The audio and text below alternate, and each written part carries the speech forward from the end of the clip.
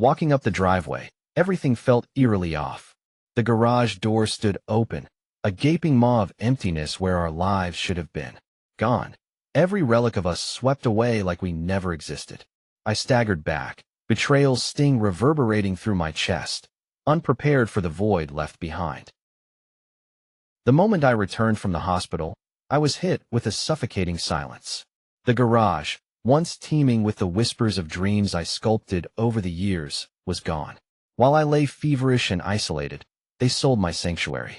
It wasn't just betrayal. It sliced through me, scraping at the core of my trust.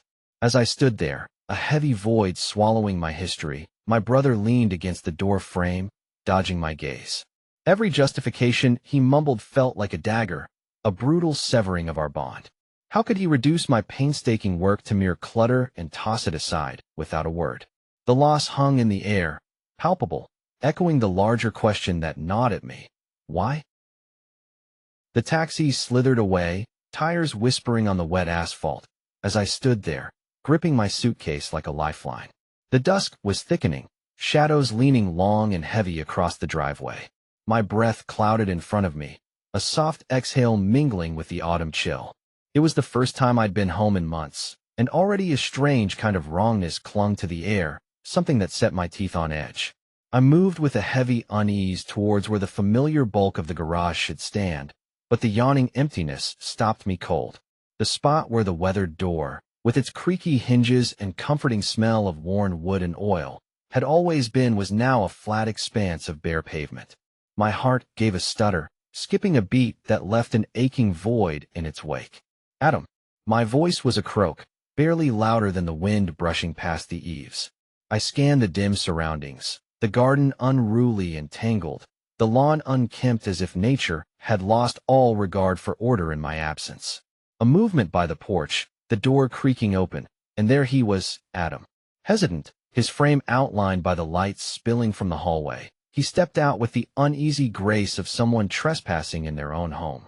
His eyes flickered over me, warmth mixed with something else, something guarded. I felt a sharp twist in my gut. Where is it? I demanded, my voice cutting through the silence. I didn't need to clarify, he knew exactly what I meant. His shoulders sagged, mouth opening to reply, but I saw the guilt already clouding his eyes. I had to sell it. It was just taking up space, he murmured, the words carrying a hollow echo across the cold air. A tepid breeze rustled the leaves, sending a shiver down my spine. My mind fractured, images of our father working late in that garage like sacred memories dissipating into this new, unwelcome reality. Disbelief bubbled up, hot and bitter, lacing my words with an edge. Taking up space? I repeated, incredulity twisting into anger. That garage was worth more than the bricks holding this place together. He flinched, eyes dropping to the cracked concrete below. We needed the money, he said, weakly, as though dredging up a defense from some half-forgotten story he'd had to swallow down. It wasn't enough, not against the echoes of wrenches clattering, the soft hum of our father's radio that used to fill those hours of work and sweat. Rage simmered beneath the surface, threatening to boil over, but the betrayal slashed deeper. I could almost hear Dad's soft-spoken wisdom. What you make with your own hands, that's your legacy. My fists clenched, nails biting into palms. Words faltered on my tongue as I spun away from him, swallowed by the night, encroaching once more. My footsteps resounded on the kitchen tiles as I slipped away from the wreckage of what used to be my sanctuary. Each step was heavy, a physical manifesto of the betrayal clinging to my bones. Behind me, he followed, the supposed brother, his voice a muffle behind the thunder in my ears.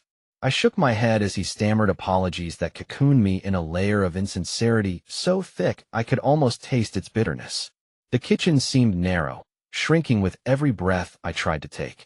Memories were flooding me, unrelenting, the echo of my hammer striking wood in the quiet expanse of my garage, the blueprints left meticulously on the workbench now dissipated into oblivion. My hands trembled as they gripped the edge of the table, seeking the anchor that kept slipping beyond my reach. Taking up space? I whisper, the words rasping through clenched teeth. That was my life's work, not yours to just erase.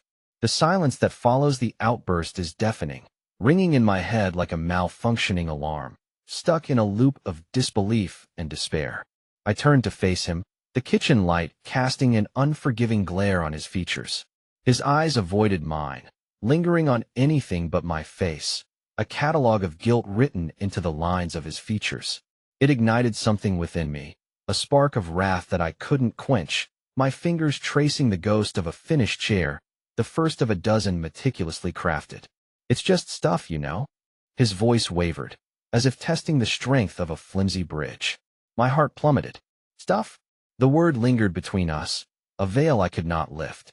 Tears prickled at the corners of my eyes, but I refused them passage. How could he not see the dreams interwoven in splinters and sweat? The hours I lost shaping timber into vessels of imagination, every piece a silent testament to my aspirations. I backed into the corner, the coldness of the walls seeping through my sweater, and it isn't just the physical space shrinking around me, but a smaller truth suffocating under an avalanche of realities I wasn't ready to face. The loss felt cavernous, a black hole in the center of my chest, gaping wider with the ghostly echoes of my work. The last remnants of my restraint crumbled under the weight of that word, stuff. My throat tightened, a mesh of emotion constricting my voice as I spoke, low and gravelly, simmering with the betrayal that groaned at the edges of my restraint. You can't take it back with words. My eyes locked onto his, a cold fury dancing in my gaze. His lips parted, silence consumed. I turned away, unable to witness the hollow gestures, to hear the futile attempts to mend what was beyond repair. In that fractured moment, standing amongst mundane utensils in a cold, unforgiving kitchen, I felt the tether to what I thought was real snap, leaving loose ends behind, drifting. The world narrowed to a singular beating drum inside my chest as I stood at the edge of what was once the heart of everything I knew. I could still smell the scorched timber, a bitter perfume mingling with wet earth. Every inhale carried the phantom scent of oil and dust, a cruel reminder of what could never be retrieved. The empty lot lay before me, a desolate plain beneath the oppressive sky.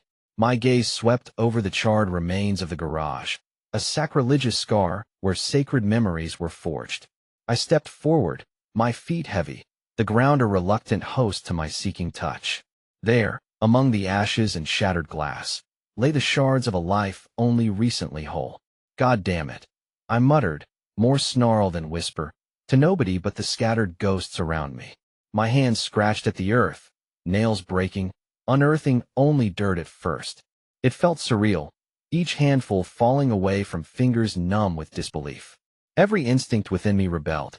How could this be? Just days ago, this space roared with the symphony of engines, every clang and rattle orchestrating a rhythm that hummed through my being. Now, silence was a wretched king, ruling over a realm of loss. I knelt deeper into the rubble, seeking solace in the act of sifting through the remnants. A glint caught my eye, metal, twisted but recognizable. My old wrench, half melted, holding stories in its battered form.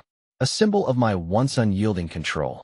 It lay there, a loyal soldier fallen in battle, reminding me of days spent laboring under the summer sun, sweat-stained and weary, but ever determined. Where are you? I demanded from the unyielding ground, my voice a raw edge in the wind. Tears pricked my eyes, stinging with the bitterness of reality, but I blinked them away. I wouldn't let them fall, wouldn't give in to the void of despair that threatened to swallow me whole. I continued to claw through the decay, looking for remnants of familiarity, fragments that tethered me to the past. Each shattered piece begged the question I was too afraid to ask. How did it slip away? With aching persistence, my hands moved, scouring every inch for a trace of hope, a promise hidden beneath the ruins. The effort was its own kind of magic, pulling me through the haze of grief, one desperate moment at a time. And yet, an unsettling truth tugged at the edge of my consciousness, whispering fears I couldn't yet face. I had to keep looking, had to believe that beneath the ruin lay a way back, or at least a path forward. The undertow of failure was all too close, but as long as my hands kept moving, the tide might just hold. The house felt different today, more oppressive, as if the walls themselves knew we were on the brink of something irreversible. I pushed open the door to my brother's room, the worn wood creaking under my touch. He was sitting at his desk, back turned, attention absorbed in some mundane task, probably distracting himself.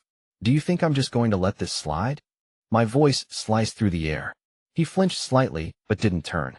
I stepped further inside, my movements filled with the anger that had been boiling for days, each step punctuated by the thud of my heart. Look at me, I demanded, my voice low and serrated. Finally, he swiveled his chair around, eyes tired, resigned. What do you want me to say? He mumbled. What do I want? A bitter laugh escaped me. Did it ever occur to you that some things aren't yours to sell or steal?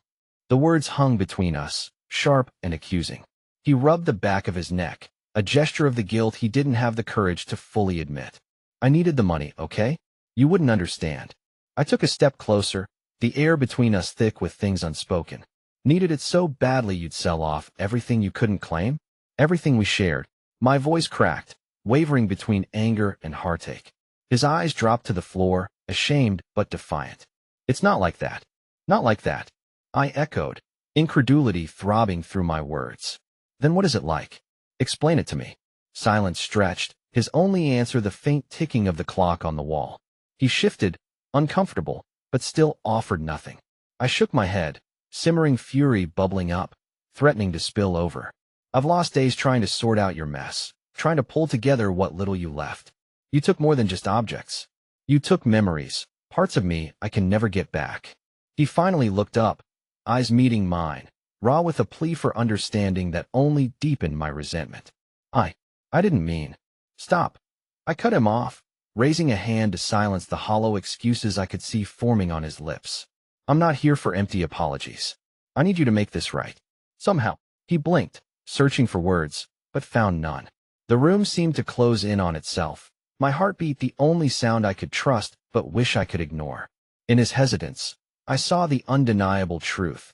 He had no plan, no intention beyond survival, beyond himself. The realization settled over me like a cold, heavy shroud. I turned sharply, my chest tight with the weight of irretrievable loss. I walked away with a resolve, the chilling certainty that from now on, I could expect nothing but more empty promises, and I'd have to reclaim every little piece on my own. The darkness felt almost tangible, wrapping itself around me like a suffocating shroud. Shadows crept through the room as I lay there, insomniac in my thoughts, my mind looping on the whys and hows. Each tick of the clock was a cruel reminder of my useless attempts to escape this torment through sleep. The house was a silent monolith, indifferent to the chaos brewing inside me. Every creak and groan of the old would seem to whisper secrets about the past, things I should have noticed, but didn't, things I could have changed if only I had listened.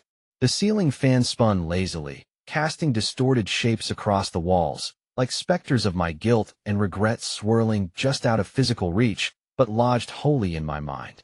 I turned onto my side, pulling the blanket tighter around me, as if it could shield me from my own tangled emotions. The air was stifling, a mix of musty stillness and memories that clung like the humidity just before a storm. My eyes flitted towards the spot on the wall where the family portrait used to hang before I took it down. It was too painful to look at, seeing his grin frozen in time, his eyes following me wherever I moved. In the quiet, my love for him felt like an iron chain tethering me to unwanted realities. I wanted him here, damn it. Needed him to tell me all the things he always said, about how we'd make it through anything as long as we had each other. Yet, ironically, that's what hurt the most, the absence of his calm, assured voice, the void left where brotherly banter used to reside. In that heavy stillness, reflection became interrogation. What kind of sibling was I, letting things slip through unnoticed, until it was too late? The questions circled, with sharp, unforgiving precision, leaving marks only I could see. He'd always been the lively one, the center of attention, while I lingered along the edges. Was I blind to his struggles, or did this thing masked in familial happiness catch us both off guard? A sharp intake of breath as I realized my nails had dug crescents into my palm, a futile attempt to release the pressure mounting within me. I could feel the beginnings of tears prick at the corners of my eyes, threatening to spill over. I squeezed them shut, but the darkness behind my eyelids offered no relief, only amplifying the echo of my internal dialogue. Out of habit, I turned my head towards the window, watching the night sky perform its silent vigil, the stars cold and unconcerned. It was both beautiful and mocking, a reminder that life continued beyond my grief. That's when it hit me, a raw, searing truth. I loved him, and I lost him. Both were undeniably real, and in these moments, that contradiction tore me apart from the inside out. The night dragged on, relentless, bathing me in a relentless ebb and flow of desolation and longing. I lay awake on my bed, the ceiling faintly illuminated by the streetlight bleeding through the curtains. It was one of those nights where sleep danced just beyond reach, taunting me with the slightest suggestion of peace. The betrayal, my brother's unthinkable selfishness, burned hot in my chest, like a low ember refusing to die. In the silence, I could almost hear the rattling breath of the past, the echo of memories trapped in possessions now lost. Images flitted through my mind, family photos, grandma's old clock with the chipped face, even Dad's leather-bound journal with its yellowed pages. My heart tightened with a heavy, yet familiar ache. I couldn't let him get away with it, just selling my life's relics, our shared stories, to the highest bidder without a second thought. I sat up abruptly, as though propelled by an unseen force. The room seemed to breathe along with me, its air thick with possibility. I had to act. I refused to allow my history to vanish beneath the stranger's feet without a fight.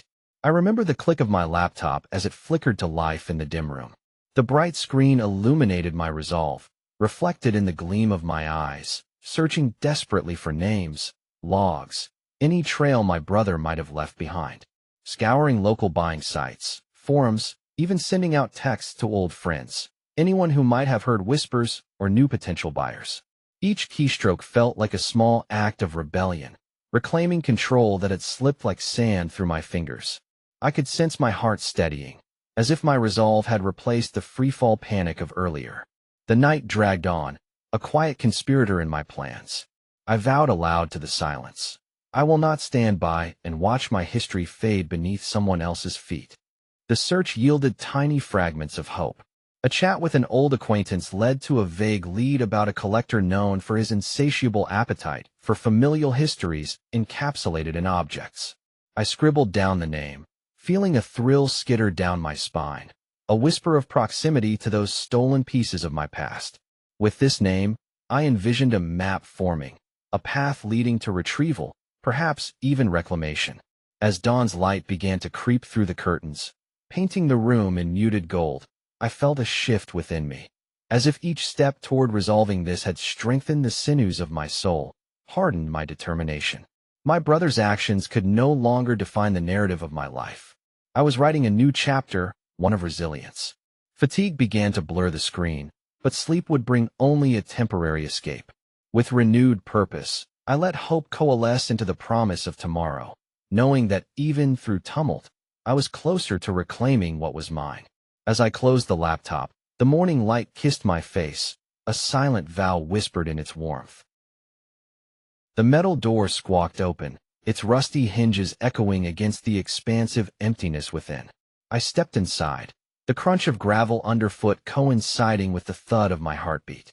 A shiver ran up my spine, not just from the bite of the chilly air, but from the memories that seemed to linger in every shadowed corner of the garage. The new owner was already waiting, a guy too young to own a history like this place, dressed in a sharp, tailored jacket that clashed with the heavy, oily scent of the premises.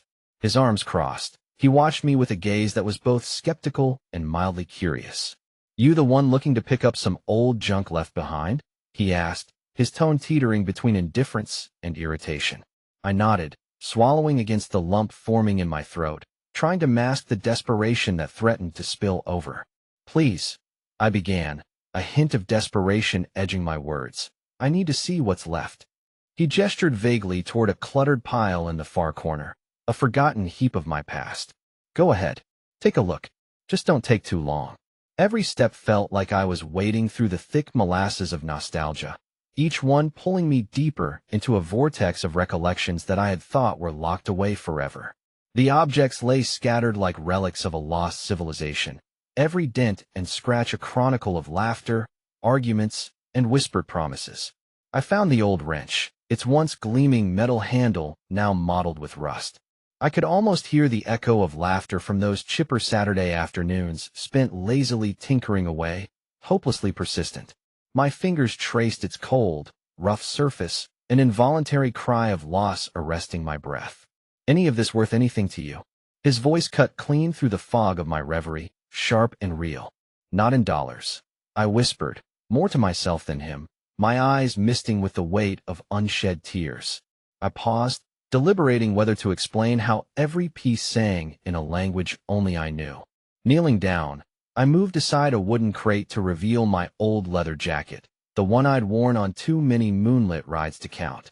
The leather was cracked, much like how I often felt on the inside. I held it close for a moment, closing my eyes, letting it swallow me whole with its familiar smell of petrol and freedom. "It's just stuff, man," the owner remarked, as if to remind me of the futility creeping into my endeavor. But he didn't know that sometimes, inanimate pieces hold the ghosts of who we were just as tightly as our hearts do. Regret mingled with relief as I gathered the wrench and jacket, turning back to face him with an understanding nod. The physical remnants had survived. Now, it was a question of whether my spirit could reclaim what mattered most. "Not just stuff," I corrected softly, my voice steely with realization. "Memories." I sit on the floor amidst the chaos of upturned boxes and scattered belongings, my fingers brushing over the remnants of a life I barely recognize. Each item tells a story I've tried to forget. Holiday mementos mixed with broken dreams. Keepsakes infused with whispers of who I once was. The air smells stale, like old paper and dust, and the weight of it all presses down, threatening to suffocate. But somewhere within this mess, I know, there's something more. A silent voice, almost indiscernible, beckons me to dig deeper, to see beyond the clutter of things. My hand pauses over a crumpled photograph. Faded faces smile back at me, smiles that once meant the world. I trace the outline of those distant smiles, feeling the warmth they once brought flooding back, mingling with the shadows of despair. Here, memories overlap, bittersweet, yet oddly comforting. There's a strange peace that settles over me as I begin to understand. The real loss isn't objects or places. It's never about that. Instead, it is about connections, those fragile threads that bind me to others, to my own passions. Pieces that once felt essential now dissolve into mere tokens of a time gone by. Then, within a loose stack of forgotten cards, I find a letter. Its presence is unexpected, like an old friend showing up when least anticipated. My heart knots as I unfold it, the creased paper releasing memories in a slow, aching cascade. The words, penned so long ago, brim with hope and tenderness. Promises of dreams we once chased together, blueprints of castles we swore to build, worlds we vowed to conquer. Against the brittle cardstock, tears pool but never fall. Instead, they refract light through the fog within me, illuminating a path I hadn't dared to consider. The past isn't just a series of regrets and abandoned plans. It's also a foundation, a base upon which new dreams can be erected, new connections woven tighter and stronger. There, cradling forgotten fragments, an unexpected lightness dawns. I hadn't lost everything after all.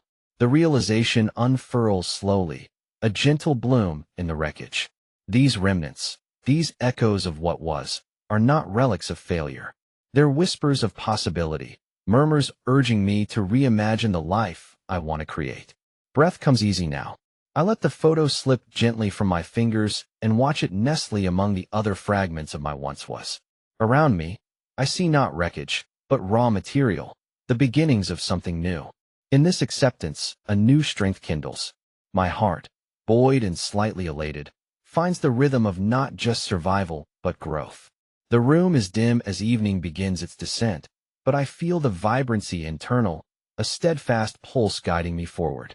Objects and shadows fall away. What remains is a profound, fragile hope, ready to be shaped by my hands, my heart. The journey toward healing doesn't begin here. It arrives simply, allowing its quiet power to unfurl within me. The familiar creak of the front gate sounded like an old friend I hadn't seen in ages, reluctant, yet oddly comforting. Leaves crunched beneath my feet on the worn path leading up to the house. Each step seemed to stir memories from their dusty corners, unwilling to lie dormant any longer.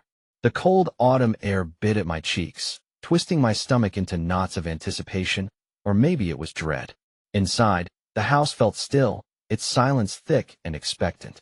I lingered in the hallway adorned with forgotten family photos. The faces captured there, a testament to times simpler, more innocent. Our eyes, back then, held promise. The heartache came unbidden. I found him in the kitchen, where the warmth of coffee hung in the air, mingling with an unspoken tension that crackled between us like static. My brother sat at the faded oak table, staring into a mug as if the swirls of milk might offer answers. He didn't look up right away, but I felt the familiar pull of his presence, like gravity. "Hey," I finally said, my voice a forced strength over the fragile hope. He glanced up, surprise flitting briefly across his face before settling into a guarded stillness. "Hey," he replied, the word tiptoeing between us, uncertain and wary. I eased into the chair across from him, feeling the old would dig into my spine. It grounded me. "How's everything?" I ventured, the question a shaky bridge over deep waters. He shrugged, a vulnerable lift of his shoulders. "It goes." His eyes met mine, a hesitant, searching gaze that flickered with unspoken things. Regrets. Apologies. Moments lost in the lapses of time. The silence stretched, an open canvas for the things unsaid. Memories played behind my eyes. Arguments sharp as knives. Words that etched deep. "I've been thinking," I began, measuring each word as if they were fragile things I could shatter with too much force. "About us. About all this." He nodded slowly, a simple gesture heavy with acknowledgement. The years and their burdens were palpable in the air between us. "I can't forget," I confessed, the weight of the truth settling like a stone. "But maybe, someday, I can forgive. We'll rebuild, you and I." His eyes softened, the hardness melting away into something achingly vulnerable. "I've missed you," he said quietly, a simple truth, but it shivered through me like a second pulse. The walls I'd painstakingly built began to crumble. "I know." I reached across the table, our fingers brushing, a hesitant reconnection, a step towards something new. His hand closed over mine, where it felt warm, anchoring. Here, in this kitchen, sealed by flawed humanity and the bonds of shared blood, there was a chance, however fragile. Not for forgetting, but for something else. A chance at a tomorrow not dictated by yesterday's shadows.